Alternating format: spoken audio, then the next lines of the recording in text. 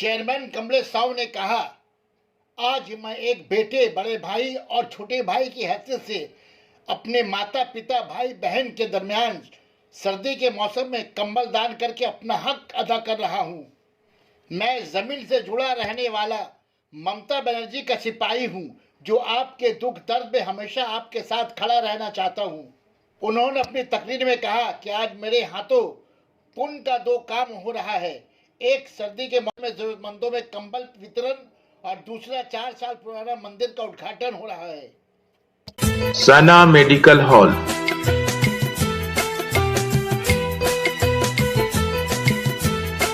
%10 discount on every medicine.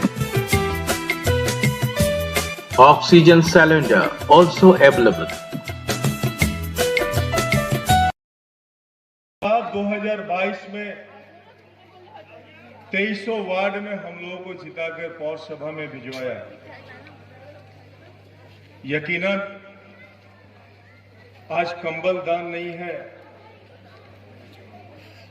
एक बेटे के तरफ से, एक बड़े भाई के तरफ से, एक छोटे भाई के तरफ से ये फिक्र होता है कि हमारे आप जो बैठे हैं हमारे माता पिता के समान है, हमारे बड़ी बहन के समान है, हमारी छोटी बहन के समान है, तो हम लोग दान नहीं कर रहे हैं। ये फिक्र है आपका और इसलिए हम लोग कंबल लेकर आपके पास आए हैं। हाँ, देर हुई, इसके लिए हम लोग क्षमा प्रार्थी हैं। ये दान नहीं है, ये अपनापन है। हम लोगों ने ये समझा, ये महसूस किया कि इस ठंड के मौसम में पूरे टीटागढ़ में कई ऐसे घर हैं जहां 2 वक्त का रोटी भी नसीब नहीं होता है।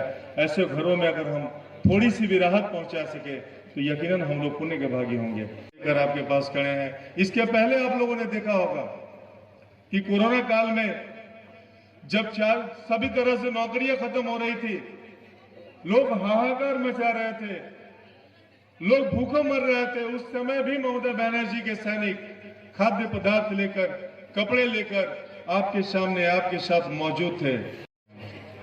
कोई चुनाव, कोई वोट मांगने नहीं आए और इसके बदले बस आपका आशीर्वाद, आपका प्यार हम लोग को चाहिए, आपका साथ, आपका समर्थन हम लोग को चाहिए। हम लोगों ने एक संकल्प लिया है। आपने 2021 में जिस तरह से ममता बनर्जी को जिताया, उसी तरह से टीटागढ़ बैरकपुर में मिलकर यहाँ के विधायक राज चक्रवर्ती जी को जिताया है। और राज चक्रवर्ती जी ने, हम सब लोगों ने 23 वार्ड के काउंसिलर मिलकर एक शपथ लिया है कि टीटागढ़ को एक नए टीटागढ़ के रूप में देखना है।